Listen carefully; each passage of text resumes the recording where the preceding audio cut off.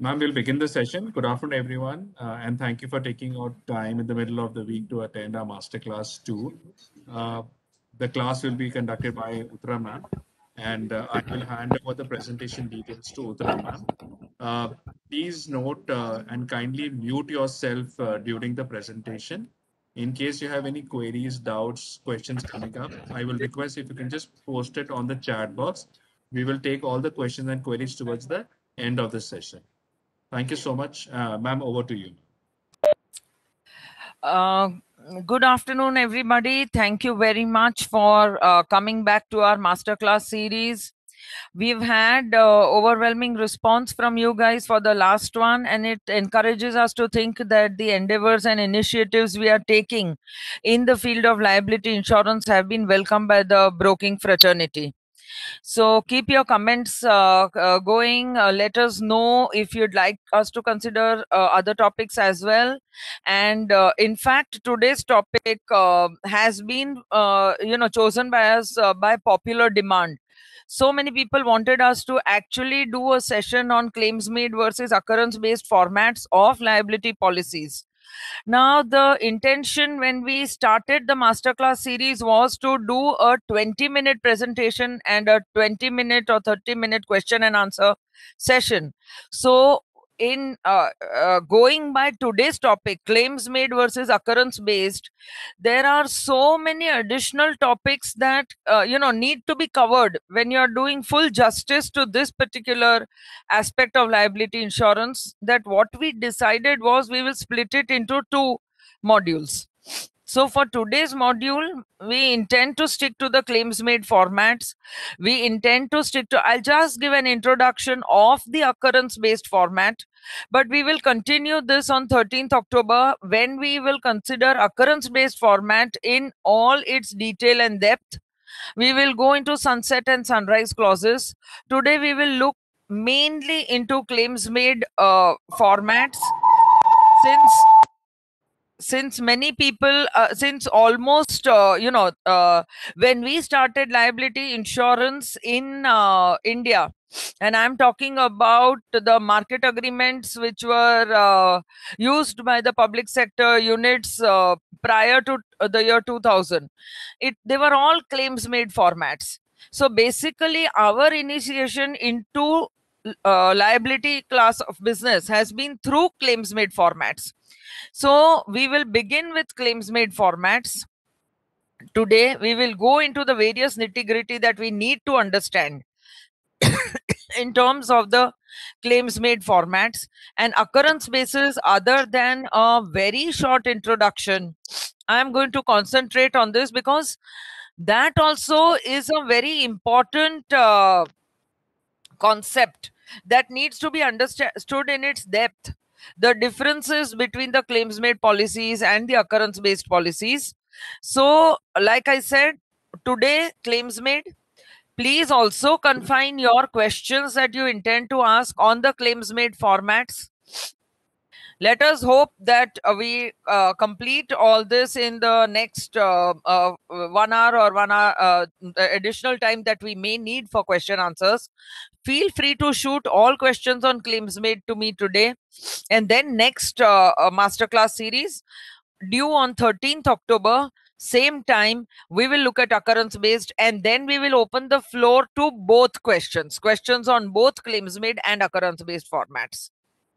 So with that brief introduction, I will ask Preet, can you come to the next slide? Okay. Now the claims made wording mandate that the event giving rise. Now you remember when we started the master class, I said liability is way more complicated than asset policies. Asset, you will have one sum insured. Liabilities, you will have two different limits of liability. There could be any one event and in the aggregate. Again, asset policies will have one policy period from this date to this date. Liability policies will have, claims made policies will have two different dates or two different periods of insurance. Technically, we say policy period for the 12 months during which the policy is in force, and the period of insurance, which is another concept. That is, the period of insurance is determined as the period when you started, the date when you first incepted a claims made policy and continued it without break to the expiry of the current policy period. So again, when you want to make a claim in the claims made policy, you have to satisfy two necessary and simultaneous conditions. The two necessary and simultaneous conditions are that the claim should be made during the policy period. And it is very, very important to appreciate this, because I have seen so many claims not reported in the policy period and therefore, declined by the insurers.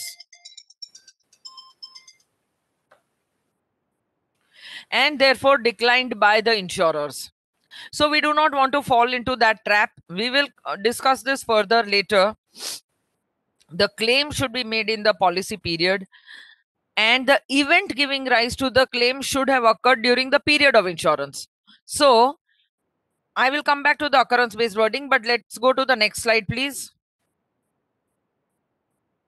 So now this is a very graphic slide, very simple to understand.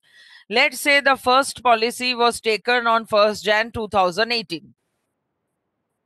And this policy was continued without break, and the current policy date is 1st Jan 2021 to 31st December 2021.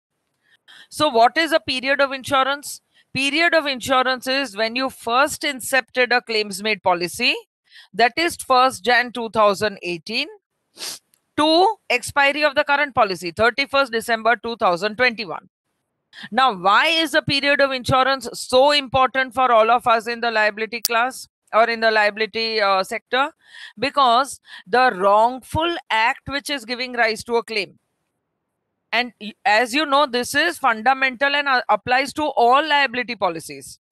So the wrongful act, whether it is giving rise to CGL, bodily injury, property damage, whether it is giving rise to directors and officers claim, whether it is giving rise to a professional indemnity claim, that wrongful act should have happened anywhere between 1st Jan 2018 to 31st December 2021. But the insured should have got the claim from a third party in the policy period. And when he's got the claim, he's got to file the claim with the insurer. So I see so much confusion when people say the claim should have been made in the policy period. Claim on whom? Let us first get that sorted out. That when we say claim should be made on whom? The claim should be made on the insured, because we all recognize that an event may have happened, but it's not like your asset policy, right? In the asset policy, if there is a fire or a flood which has happened today, then the claim will be made tomorrow. Here, what happens in a liability policy, it is recognized world over that a wrongful act may have happened, but the claim can be filed later, much, much later. So, again, coming back to this particular nuance that we must understand, in a claims made policy, once you have incepted the policy and continued without a break, very important words, and continued without a break, then the wrongful act can have happened any time after you have incepted the policy. If the claim is made on the insured, okay, then the insured has to notify the insurer of that claim within the policy period when he has received the claim from the third party. I hope everybody understands. So two necessary and simultaneous conditions. Wrongful act should happen in the period of insurance. Claim to be notified to the insurer within the policy period. So again, to give you examples, see, these are such important concepts that I may take a little longer and I may repeat myself, but this is for the larger audience. Again, to repeat myself, let's say this is a CGL or a liability claims made policy. Now, there may be a fire which has caught in the insured's premises. The fire has spread to the neighboring premises. The neighbors have, this has happened because of this event giving rise to property damage or even bodily injury has happened in 2019, but the claim comes from them in 2021. Now, the minute the insured receives a claim, he has to claim it in that policy period from the insurer. So that claim has to be filed with the insurer anywhere between 1st Jan 2021 to 31st December 2021. Now, this is not something that you have to take lightly, because in my experience as a liability practitioner, I see so many claims falling off the cracks because the claim has been filed on the insured. Okay. In October 2020, the insured has not mentioned this to the insurer when he has renewed the policy on 1st Jan 2021. And then the insurer says, even though this was after the retro date, even though the wrongful act was in the period of insurance, but the insurer says that when you renewed the policy, every liability policy is a 12-month contract. When you renewed the policy, you did not give me details of this claim. Therefore, I have, it's an act of non-representation or non-disclosure or misrepresentation. Plenty times I see that, and therefore I encourage the whole participating audience of the brokers that please, I mean, there are times when people are not aware. We can talk of the clauses that you can put in the insurance policy which protects you against this type of an error or omission. But when you're aware, you must give notice to the insurer, regardless of what impact it has to have on premiums, regardless of whether you are handling it on your own, regardless of any other issue that may come to your notice. Because claims this is the like I said, two necessary and simultaneous conditions of the claims made policy. Now, here the retro date is 1st Jan 2018, because we are assuming that they have the renewal dates, they have kept to it. Second policy renewed, first renewal 1st Jan 2019. After that renewed 1st Jan 2020. After that renewed, so current policy is 1st Jan 2021 to 31st December 2021. Now, somewhere in between, if the retro date had broken, if there is breakage, so let's say that, just assume for a minute that this 1st Jan 2020 renewal did not happen on 1st Jan. For whatever may be the reason, the authorized signatory is out of the country, no check was given, and it was we don't find the need for it. The contract mandate is over. Whatever may be the reason, now you find that they've just simply omitted. The brokers never forget, but if the insured has not renewed the policy for whatever reason, now let's say that there was a 25-day delay and the policy was renewed on 25th Jan 2020. What do you think becomes the new retro date? The new retro date is 25th Jan 2020. And what do you think goes to the period of insurance? The period of insurance also starts from 25th Jan 2020. So what happens to the October 2019 claim? Not payable. Therefore, again, I reiterate that please be very, very careful with regard to retro dates. World over, trust me, I have worked almost in all countries in Asia, and I have also done a lot of work in Europe and in US. Liability policies are renewed a month before they become due, especially if they are claims made policies. Why would you think? And here, 15 days prior, nobody is bothered. The insured is least bothered. The brokers, poor souls, are bothered because they have to ensure the continuity of cover. But everywhere else in the developed world where liability is taken very seriously, they will close the renewals 1 month in advance. Even though in most countries there is no cash before cover. You see how seriously they take this issue? Even though in most countries there may not be cash before cover, at least a month before the renewals, they will close it.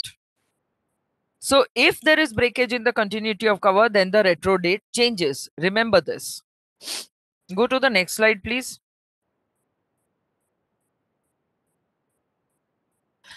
Now, retro date is a let's go to the previous slide because I want to give them the difference between the retro date and the previous one. Yeah. Now, what is the difference between a claims made policy and an occurrence based policy? I guess with that graphic chart, everybody understood what are these two essential conditions: that the wrongful act or the event giving rise to the claim should have occurred during the period of insurance. The claim should be made during the policy period, and the period of insurance is determined as the period between the date of inception of the first claims made policy, continued without the break until the expiry of the current policy. Now, what is an occurrence based policy? Occurrence based policy, thankfully, fortunately, has only one policy period. So what they are saying is that the event giving rise to the claim, that is the occurrence which is triggering the claim under the liability policy, must occur during the policy period. So if you have taken an occurrence based policy from 1st Jan 2018 to 31st December 2018, and the wrongful act happens, the event, the occurrence giving rise to the claim must happen within those 12 months. If they happen within those 12 months, then the insurer has to respond to the claim whenever it is made on him, till posterity. Whenever it is made on him, once the insured is able to prove that the event giving rise to, continuing with the CGL example, the event giving rise to bodily injury or property damage happened in those 12 months. Can everybody else hear me? Preet, is my voice audible? Yes, ma'am. It's loud and clear, ma'am. Yes, ma'am. Okay. Yes, ma'am. Yeah, thank you so much. So this is the difference between the occurrence based policy and the claims made policy. Claims made will... Sorry? Your Okay. voice is breaking. It goes on and off. So sometimes you are breaking. I think it's a problem, Madhuri, with you, because almost everybody is coming back with the comments that very much audible. Ma'am, can I just request you to re-log in once? Okay, Madhuri, so you want me to get off and... Sorry, my comment was for Madhuri, ma'am. Madhuri, ma'am, can Oh, you yeah, please re-log thanks. in once?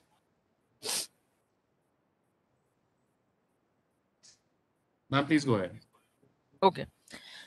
So now you see, most of the times when I explain the difference, everybody says, oh, the occurrence based policy is so simple. And the second question that I am asked is, if my occurrences are covered within those 12 months period, then why should I keep continuing the policy? For the simple reason that any occurrence after that 12-month period is not covered. So every occurrence based policy stands independent of each other. 2018, 1st January 2018 to 31st December 2018 policy will respond only to wrongful acts which have happened in those 12 months. Similarly, 19 policy will respond only to those wrongful acts which have happened in the year 19. So on and so forth. There are no two different periods here, period of insurance and policy period. Whatever is a policy period, that is the determining factor in determining when the whether the claim is valid.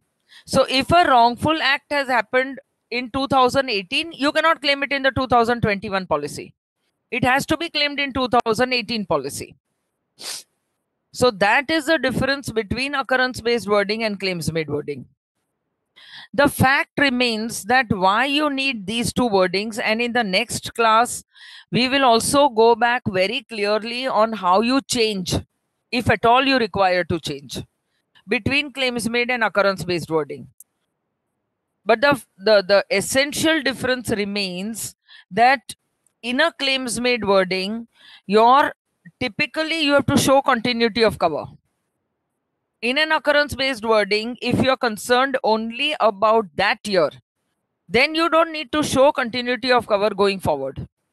So let's say, just to give you an example, if you have ventured into a new territory, let's say that you are expanding your business to South Africa, and you've taken an occurrence based policy there, and in 2018, and in 2020 you decide that no, this market isn't suiting me, I'm getting out of it. Any claim that has happened there within those 24 months will be covered in that policy period if this was occurrence based. But in 2020, if you decided in a claims made policy that I want to get out of the market and you want to discontinue the policy, then there is some bit of trouble. Because if you discontinue the policy in 21 or 22, and suddenly you find saddled yourself with a claim when you were present, a wrongful act that happened in South Africa when you were in when you were present in that territory in 18 or 19, but now you have not continued the policy, then the claims made policy can give you trouble, but the occurrence based policy will continue to respond. So I hope that the difference has been understood. Otherwise, you can, of course, ask me many questions later. Now going back to this slide. Next slide, please. Now going back to the next slide, I want you all to understand, and I've taken specific examples. The first policy taken was of 10 crores. Second renewal, the insured decided to increase his limit to 25 crores. Third, he increased it to 50 crores. Fourth, he has maintained the renewal at 50 crores. Please keep that in mind when we go back, when we are looking at the next slide. Now, retroactive date is a concept you'll find only in a claims made wording. Obviously, because occurrence based policy does not need retro dates. It will respond to any claim that is made in that 12-month period. Retroactive date is a date when that we did continued it without break.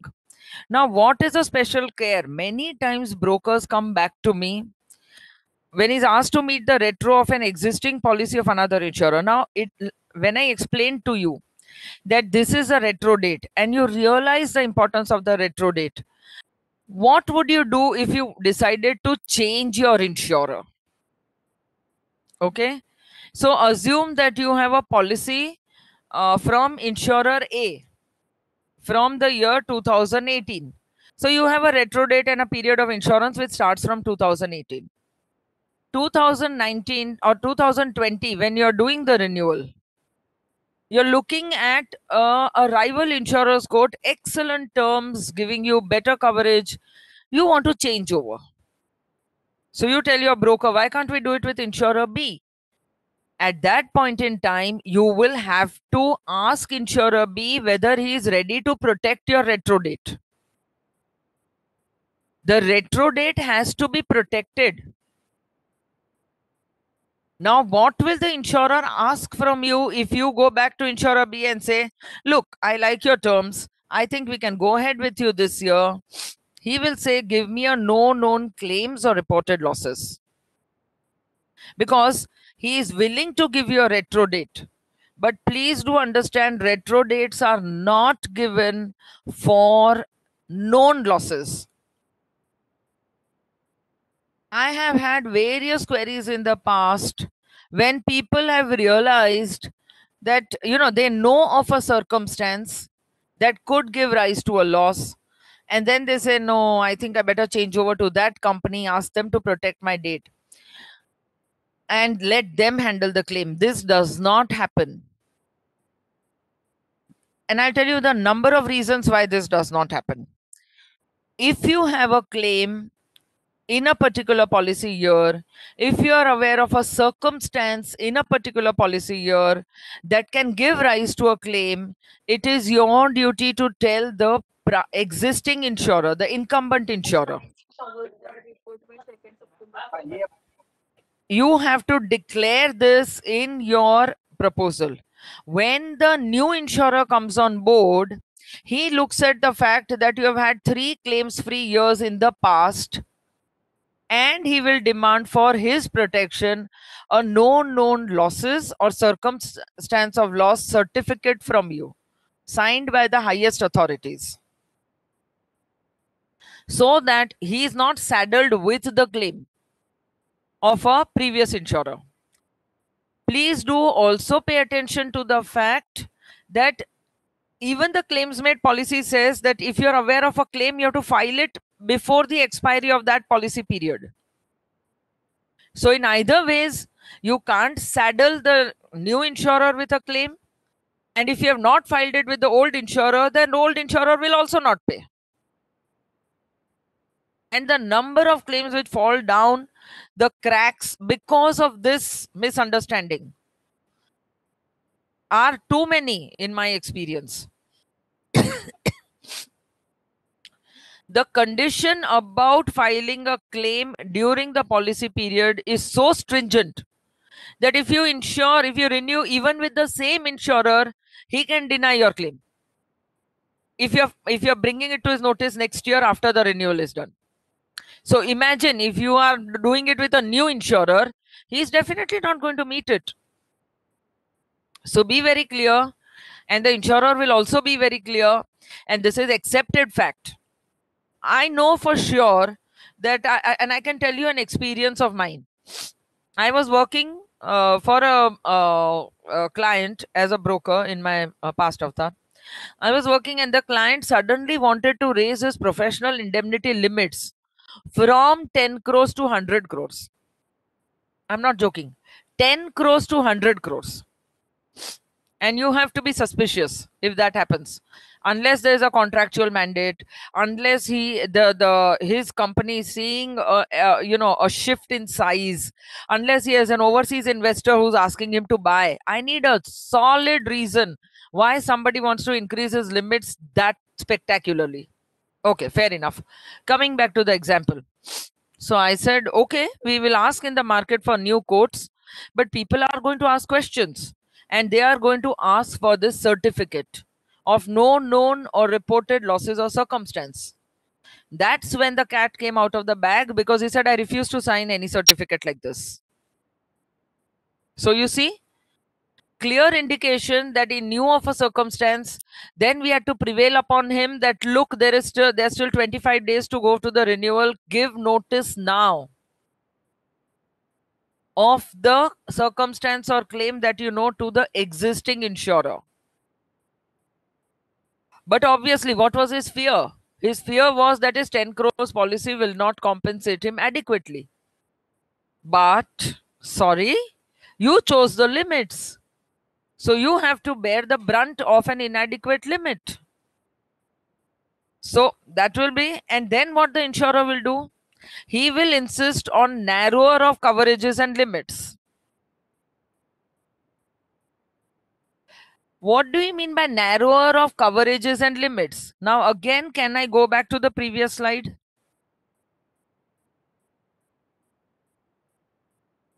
So now assume that in the year 2021, you are changing over to a new insurer, or even if you the retro date concepts remain the same.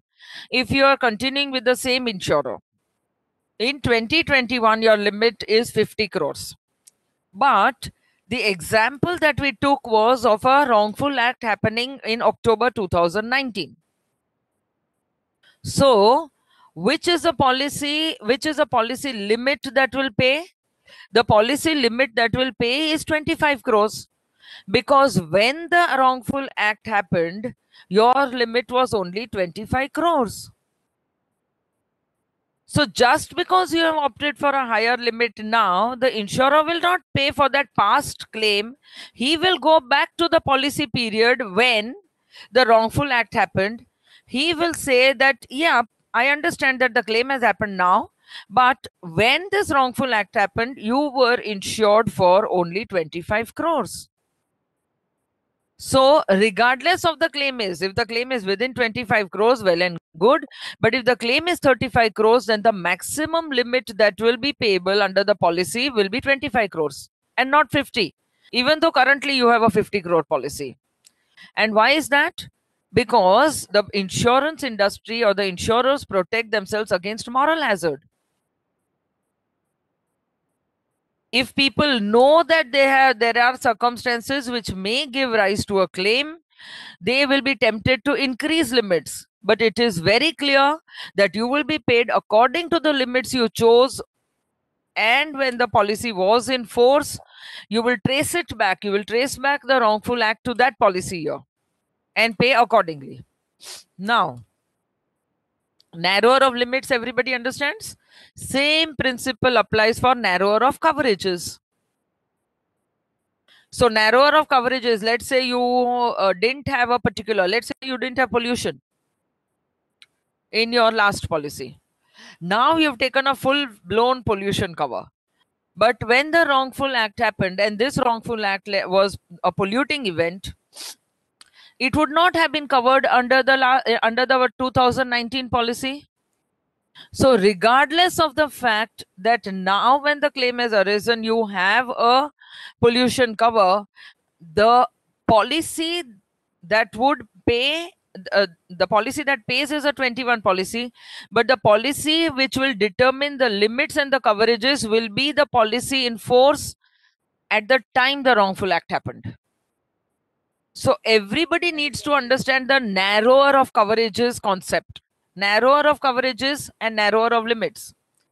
It will go back to the coverage and limits you had when the wrongful act happened. Often I'm asked the question that what happens if in 2019 I had a policy of 50 crores, the wrongful act happened then, but the claim is filed in 2021 policy, and then the insured has decreased his limits to 25 crores. What happens? Will it go back to the limits of that old policy? Nope. It will do narrower of limits and coverages. Between 50 crores and 25 crores, which is a narrow limit? The narrow limit is 25 crores in the policy where you're filing the claim. So the insurer, because he is going to pay the claim in that policy year, and that is a maximum amount that he can pay, he will pay only 25 crores. Even though when the wrongful act happened, you had 50 crores. And that is the real meaning of the term narrower. You will compare both policies, the policy when the wrongful act happened, the policy when the claim is filed, and you will pay narrower of the limits and coverages. I'm not going to give you the same example of coverages, because if you have understood narrower of limits, the same concept applies for coverages. And often enough I'm asked, but why? Why would they do that? They would do that because in the policy year, how much the premium that they have collected is for what limits? The premium they've collected is for 25 crores. They haven't even collected the premium for you for 50 crores. So I hope this concept is understood and clear to everybody. In case there are questions, we will definitely consider. So can we go back to the next slide?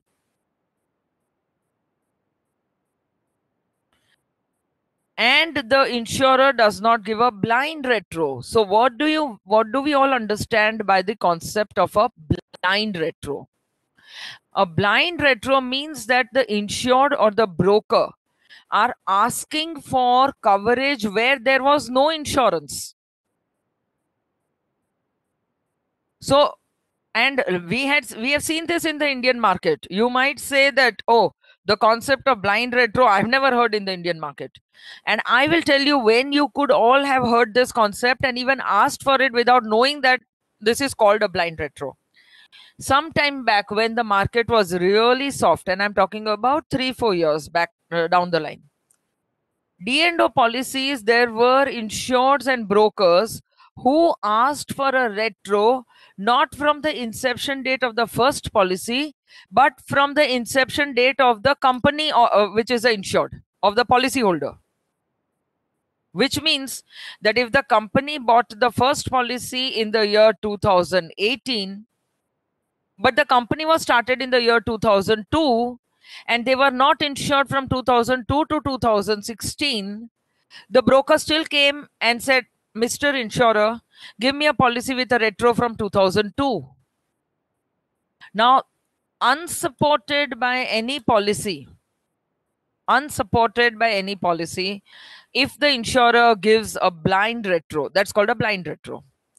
So now the market is so hard that the insurers are not willing to give a blind retro, but I have seen this phenomenon in India also. It is a tool very, very competitively, very, very sparingly used by insurers even in developed economies. But India being India, we can get away with murder, I know here. So again, do not, as brokers, do understand where the insurer is coming from. Try and explain it to the client when you talk to him about changing the insurers. Make sure your retro is protected. There are many insurers who will say that narrower of coverages and claim to be evidenced. Sometimes they don't, ask you for evidence, but at the time of a claim, if it relates to a wrongful act in a policy period of the last few years, they will say to be evidenced by policy copies of that year. And again, you might say, is that a very fastidious requirement? Is that a very stringent requirement? No. All they want to check is that they are respecting the retro norms by giving narrower of limits and coverages. Therefore, they are asking you to evidence it with a policy copy. We have seen large companies whose retro dates literally run a page, because the retro date will be written there, 2018, 1st Jan 2018 to 31st December, 10 crores sum insured, LOI 10 crores. Then next year 19, 25 crores. Retro date of 50 crores from 2020, 1st Jan 2020, going back to our example. So sometimes we see a page full of retro dates. And in a D&O policy, you will find different retro dates for different covers. So again, be very, very careful when you look at a D&O policy for 2-3 reasons. Gopal, I'll answer that. It's an intelligent question. I will answer that one. Coming back to the D&O policy and why you should be very, very careful when you change insurers in a D&O policy, because their retro dates, do remember, will change per coverage. So sometimes you see retro date of 2015 for the policyholder, section A, section side A, side B. Then in 2016, they added employment entity, side C cover, securities entity and EPLI entity. Then whenever they added securities entity, the retro date for securities entity will be different. Whenever they added EPLI entity, the retro date for EPLI entity will be different. So you got to check all these retro dates. And further, remember that the D&O policy has what you call a prior and pending litigation date, PPL date. Again, this goes back to the fundamentals that you're hearing, that you have heard. If you have concentrated, you will realize what I've been emphasizing until now. Even when you change an insurer, the insurer gives you a retro for claims you're not aware of. the insurer will only give you a retro for claims you are not aware of.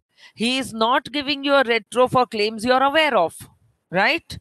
If I have to reiterate that point in the context of D&O policies, the new insurer will say, I'm willing to give you a retro of 2016 whenever you first bought the policy, but the PPL date, which means that if there is any prior or pending litigation against the policyholder or the insured person, that date will still be my date. So if he's changing, the new insurer will put the PPL date as 1st Jan 2021, because all prior litigation must go back to the incumbent insurer.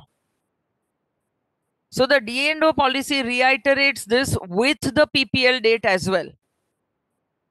So remember, when you're looking at the retro, once again, in a D&O, you will look at the PPL date, prior and pending litigation date, because it's obvious, right? If somebody has litigated against you, you have received notice of litigation, how can you say you were not aware of it? So you'll have to put it in the policy year when you received that notice of litigation. Retros for claims that you are not aware of, the new insurer will agree to cover you. Assume that there was something that had happened in the past and you were not aware of it at all. And this happens most often in EPLI claims.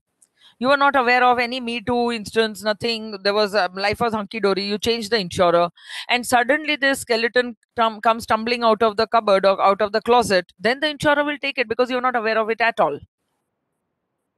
So I hope these concepts have been clear. Is that the last slide for today? Because I didn't want to confuse you guys. I wanted to handle all these questions before we went into occurrence-based wording. So I think I finished my 30 minutes of elucidating on the concept.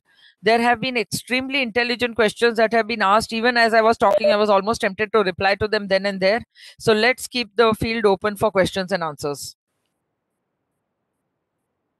So, ma'am, I'll request Garima to take the question and answer from the chat box. Garima, could you please do that? Yeah, sure, Preet. Ma'am, there is a question that says the claim has occurred when the policy was in force and the same has been intimated to the insurance company. In the same policy year. In the same policy year. The policy was continuously renewed with multiple insurers due to premium difference. The claim has now become concrete as decided by the court. The current policy is in another insurance company and not with the original insurer. 5 to 6 years lapse due to court proceedings.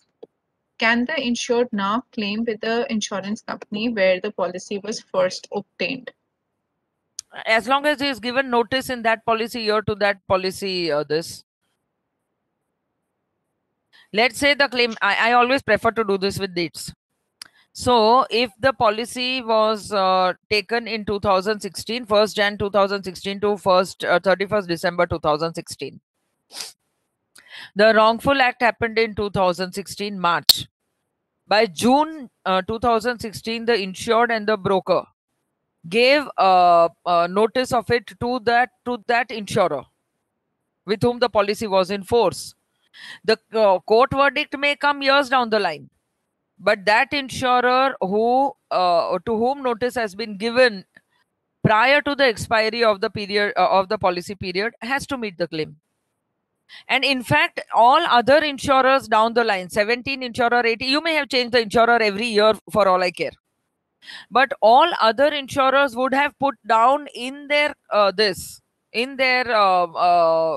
underwriting and in their quote sheet that we are not going to meet that particular claim.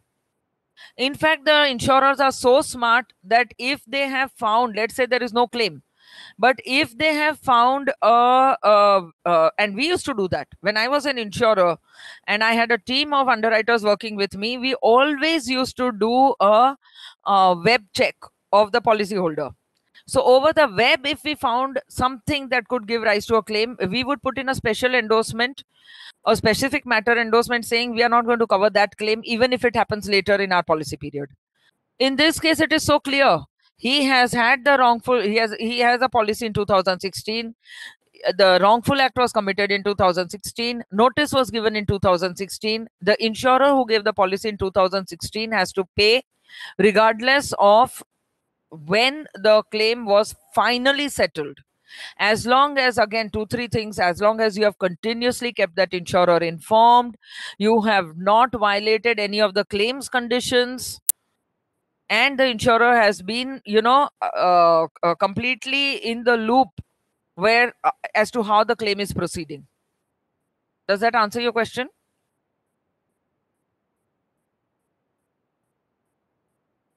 Ma'am, there is another question. Is it Yep. preferable to change the insurer or maintain the same insurer in liability policies? It all depends on the terms and conditions you get. What happens, I mean, there are times when most people, and I appreciate that about a certain class of brokers and insureds, they tend to stick to the same insurers, and I quite like that, because liability class of business, rewards loyalty. You in a liability policy, you need a relationship with your broker and your insurer, because those are the guys who will come to your help if ever there is a claim. You insure continuously, and I have seen insurers talk like that this, we can argue like this, but never mind, this fellow has been placing business with us since the last 20 years. I think I'd give him the benefit of doubt. Good point. Now you come to a certain thing where an insurer is either going out of business, he does not want to renew the policy, or he's quoted terms that are, now that happens ever so often in the market. A particular class of business, an insurer has been gung-ho about that class of business, and then his claims book becomes so ridden with those claims, he takes a hard approach, harder than the rest of the market. Right now all brokers have gone through that syndrome, where the liability market has hardened in the last 1 year.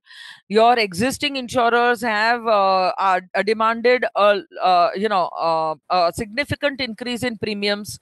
God help those clients who have had claims. Then the significant increase in premium becomes even more significant. They have put certain onerous deductibles or sub-limited covers, which they were happy to give. What option does a broker have? He might have to go to a new insurer, but when you're doing so, make sure that you have handled all these points meticulously.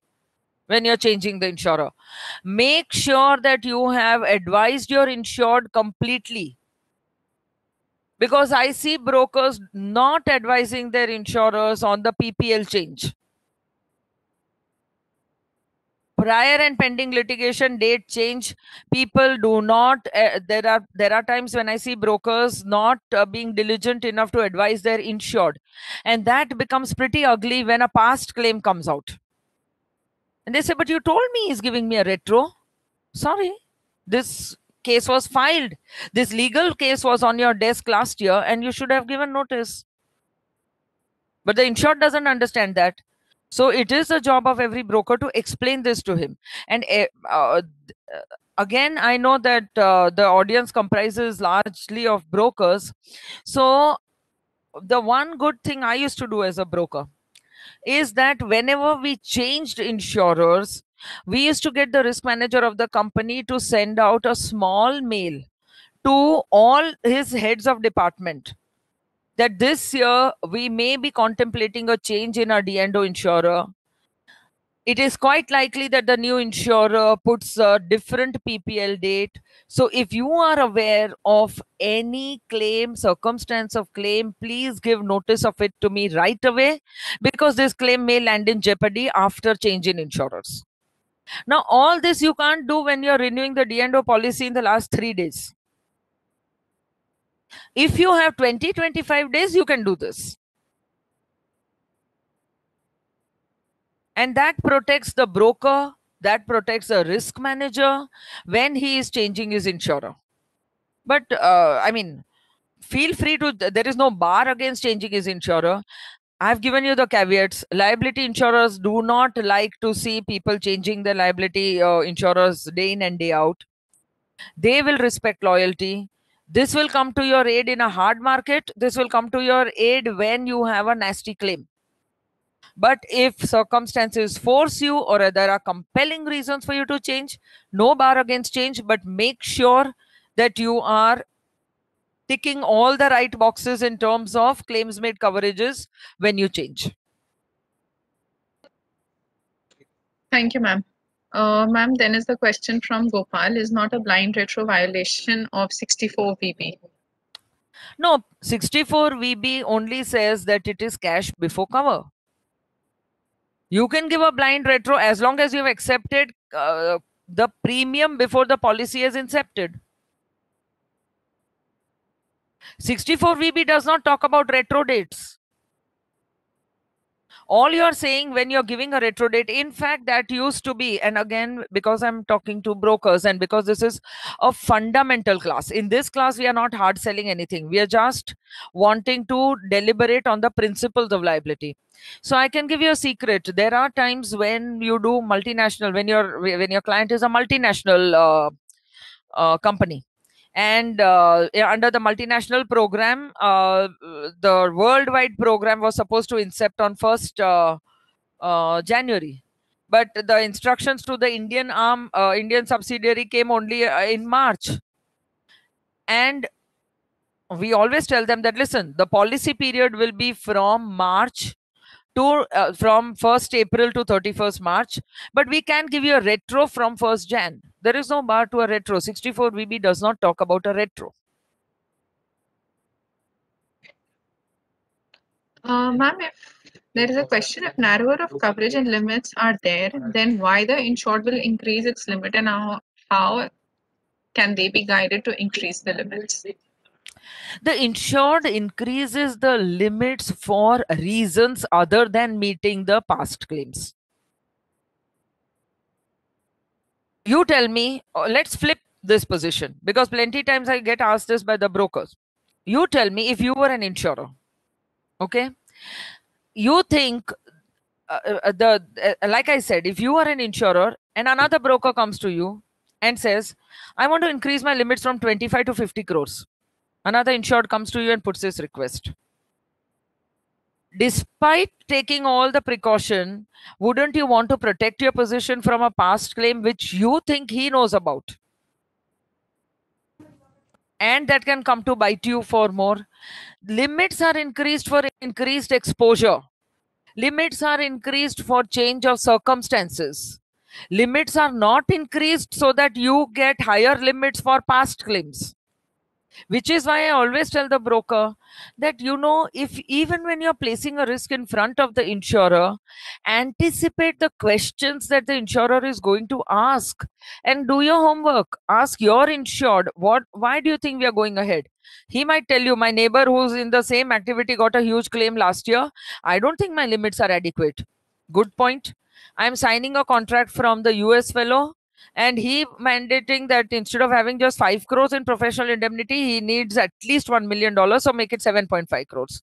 Rate of exchange, I can't tell you how often we've had to increase the limits just because the rates of exchange went up. So if there are contractual mandates for 1 million and the rate went from 65 to 75 per dollar, I know so many clients who said that we have to comply with contractual requirements and I'm raising my limits from 65 crores to 75 crores. All acceptable answers. If you want to guide your insured, you need to understand why he is doing it. I always say a broker is a best friend of the client. So you must know why he's doing it. If he's justifying it on any, I'm putting another plant, the chemical company will say, I'm putting up another plant here, or my next plant, which was so far in the construction stage, has now become operational. And sure, I want to increase limit because I've increased exposure. All good reasons to justify a limit increase. Best reason I know is when people see peer claims.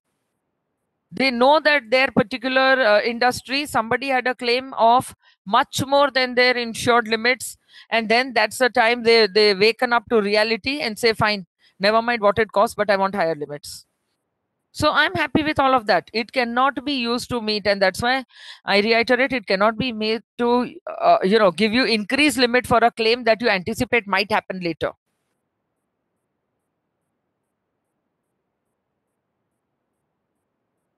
Thank you, ma'am. Those were all the questions in the chat box. If anybody has any other questions, please post them.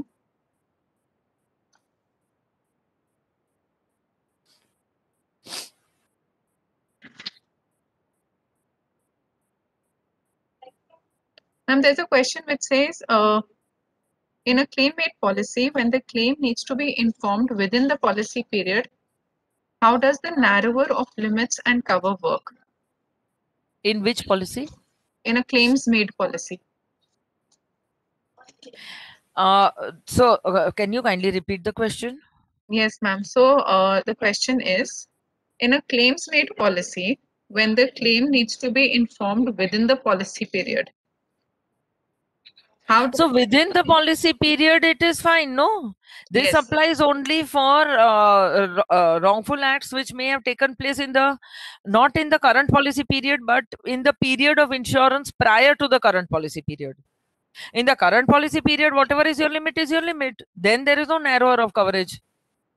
So if the wrongful act happened in March and you are giving notice of claim in October, whatever is the coverage and whatever is the limit, that applies. There's no question about narrower. Narrower applies to a long retro that you wish to buy. Yes, ma'am. If there are no claims, then the retro date shall take care. But if there are claims already reported, then in addition to retro date, even PPL date is important. Am I right? That's a question from Yeah, but Bhavya. PPL normally comes only in the D&O policies. See, and I tell you, I understand this PPL in the D&O or the PI policies, because D&O policy, you are basically covering the acts of a person, of an individual. What he has done, only he is likely to know. It is a huge moral hazard policy for the insurer. So only he is likely to know. If there are circumstances, again, only he is likely to know. So the PPL date in a D&O policy is equally important. But like I said, if you're a broker and you are wanting to change the insurers, make sure that the insured understands the significance. Because you don't want to be in an uncomfortable position 3 months down, like say in March you change the insurer on 1st Jan. In March comes a claim that was filed on the insured in October last year. You really do not want to be in that position. And I have seen claims, in my experience I've seen claims where they happened in close proximity to the renewal date. In close proximity to the renewal date, the renewal went on. The old insurer said, you hadn't advised me of this before the expiry of the policy period. The new insurer said that you didn't advise me of this circumstance when I gave you the claims free quotations and deductibles and stuff like that. And the claim is picked up by neither. And I have seen this happen ever so often.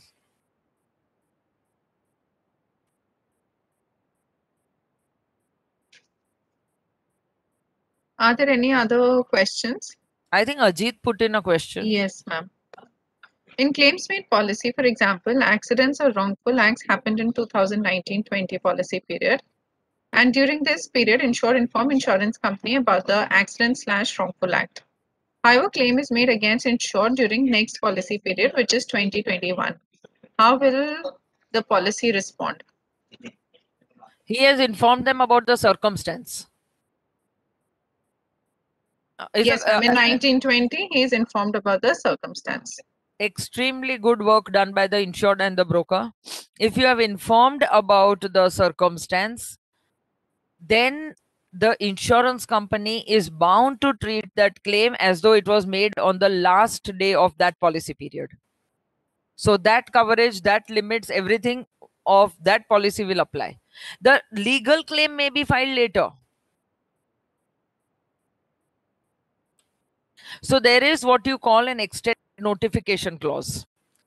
but I thought I'll take it with the reporting periods, because reporting period is also another such an important issue in the claims made policies, even in the this occurrence base. But reporting periods is also such an important issue, because see, most reporting periods will trigger only when the policy is not renewed or cancelled. But an extended claim notification clause, that takes effect when the policy is going to be renewed. So if you have notified the insurer of a circumstance of claim in that policy period, then the policy period that responds to it is not the next one, but the policy period where you have notified the circumstance. This is extremely useful in a claims made policy, because let's say that you have had a circumstance. Again, going back to the graph that I made, if you have a 2018-19 policy of 25 crores, that policy has remained claims free. But in October, some fire happened, some incident happened. You give notice of it in 19 policy of 25 crores, then the insurer will treat it as though a claim is made on the last day of that policy period, which means that the 2020 limit starts, the policy starts with a full-fledged limit of 20 crores, and it will not drain. A claim made on the notification which was put in 19 will not drain the new policy. It will continue to drain the 19 policy. Ajit, is that clear?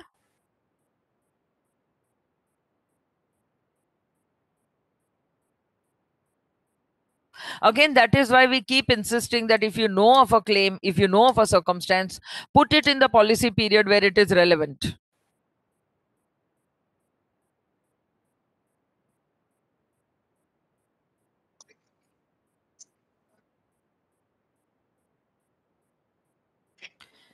Any So I further think- questions?